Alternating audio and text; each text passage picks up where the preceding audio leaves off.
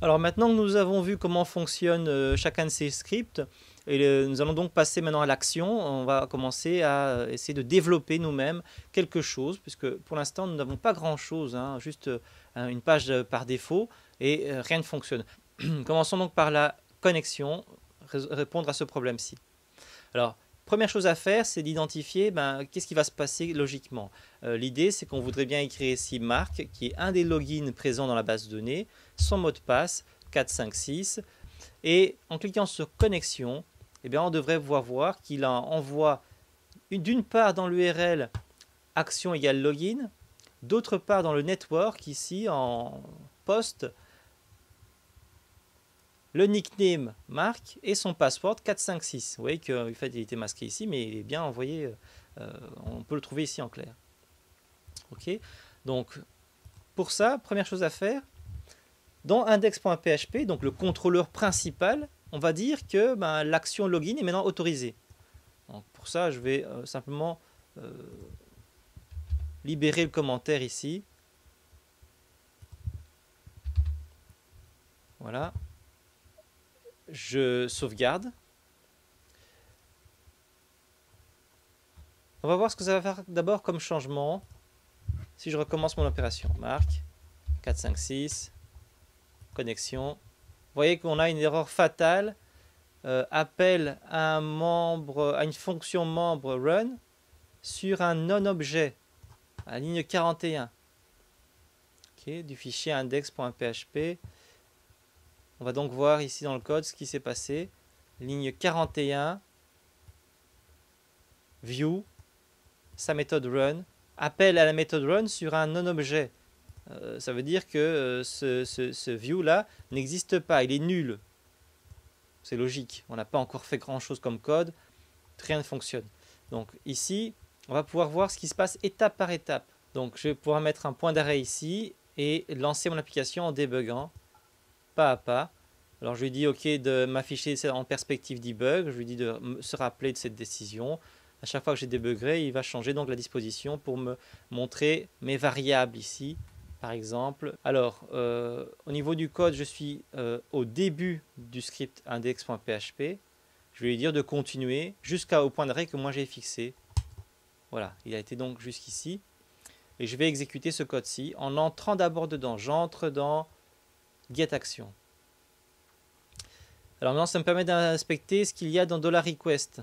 Alors on va pouvoir voir que dans $request, il n'y a pas grand chose à part donc les éléments de Xdebug, du débugage. Ça, vous ne devez pas tenir compte. Donc je laisse continuer normalement. Donc c'est la première exécution sans voilà, j'ai pas encore écrit quoi que ce soit. Maintenant j'écris dans ce formulaire. Donc ici je vais utiliser ce navigateur là qui est en session de débugage. Okay. Donc j'écris Marc 456. Vous pouvez écrire n'importe quoi de toute façon pour l'instant. Et puis je lance. Je suis là.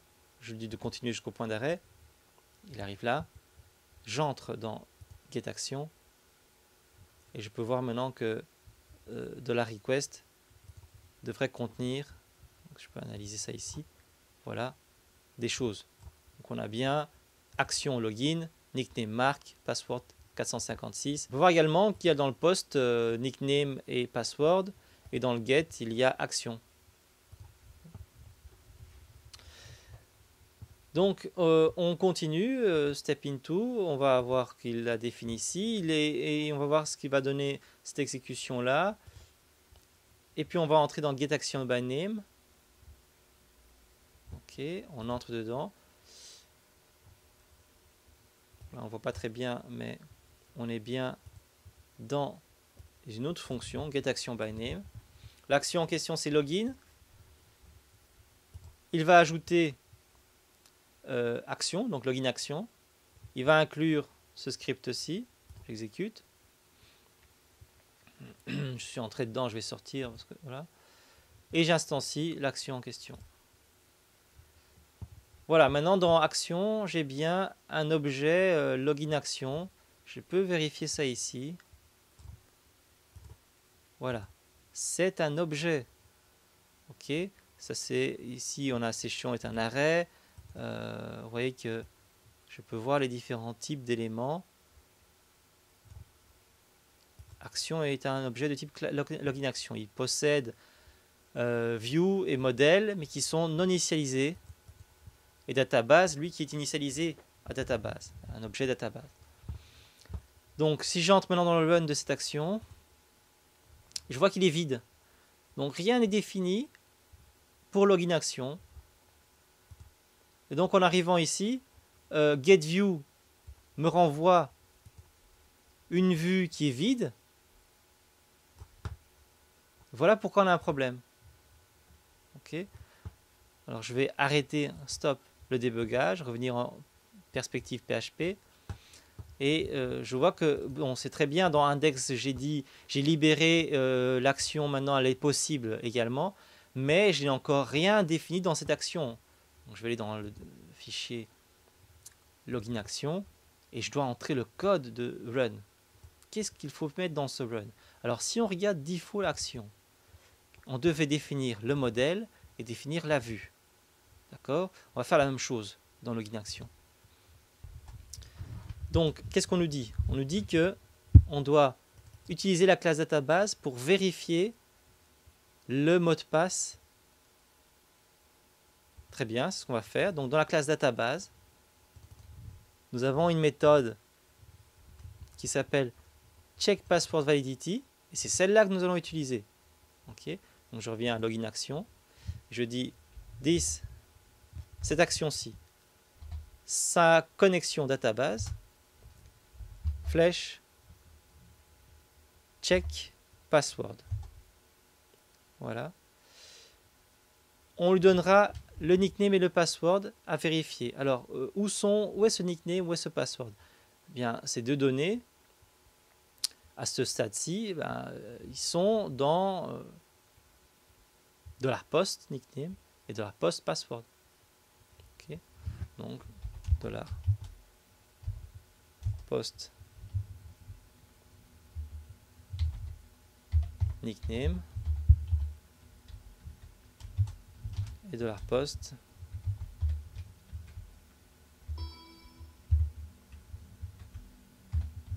password.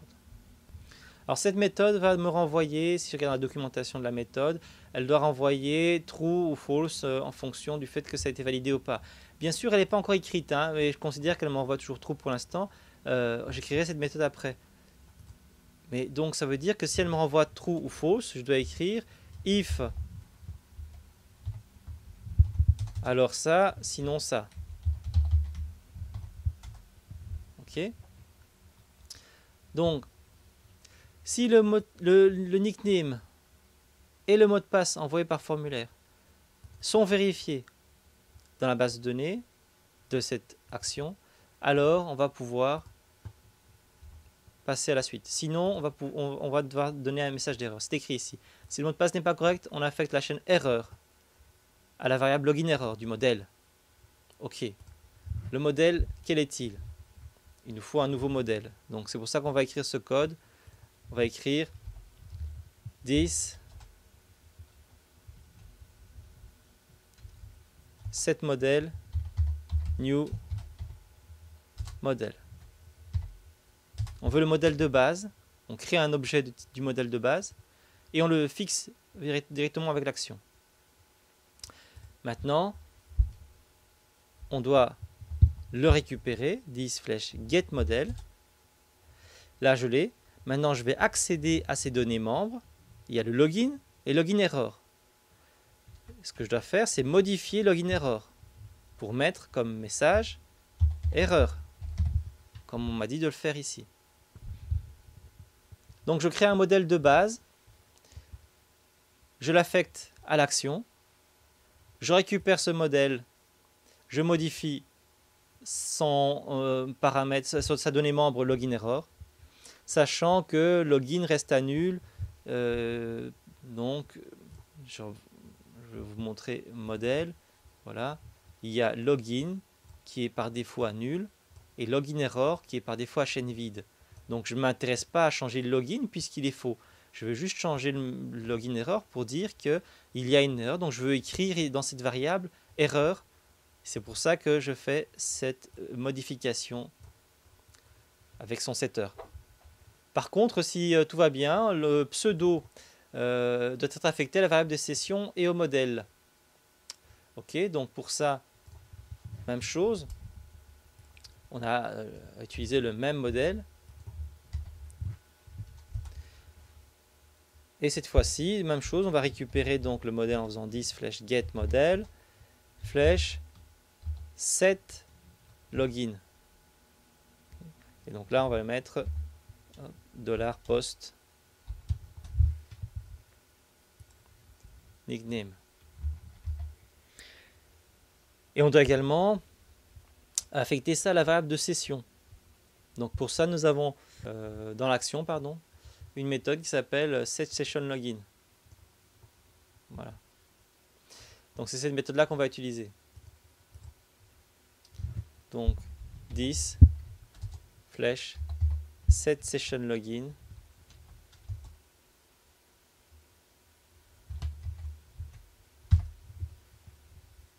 Voilà.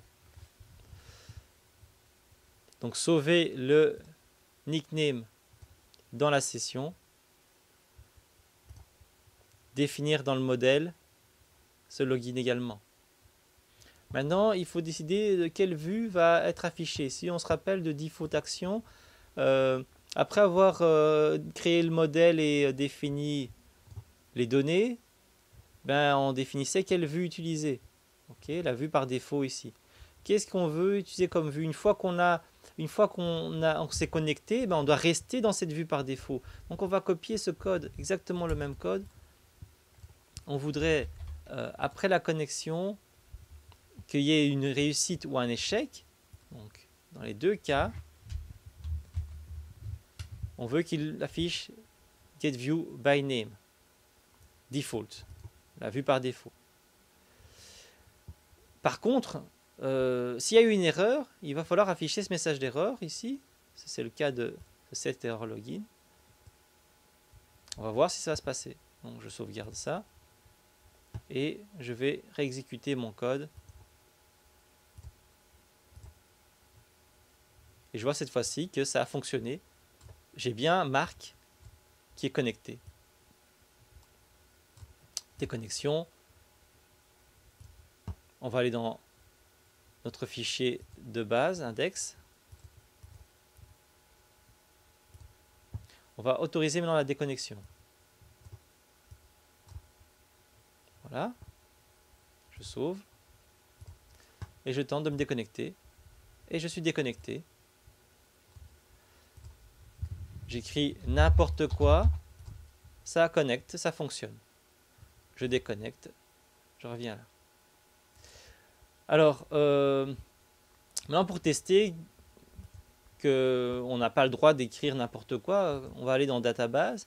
Et au lieu de mettre return true, on va mettre return false.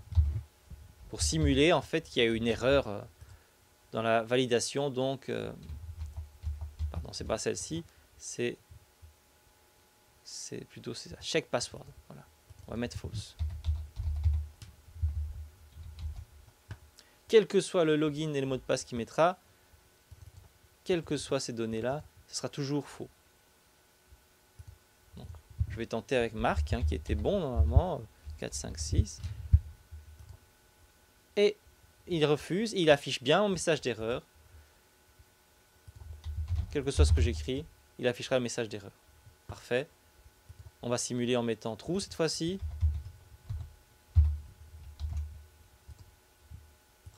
Quel que soit ce que je mets, je peux me connecter.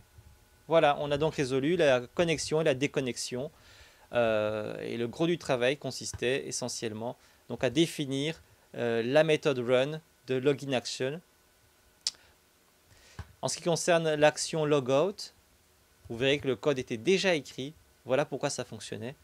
Lorsqu'on se déconnecte, le login dans la session est mis à nul. Le modèle est le modèle par défaut. Il récupère la valeur nulle et il fixe ça au modèle. Et également, il affiche la vue par défaut. Voilà, c'est tout pour cette connexion-déconnexion.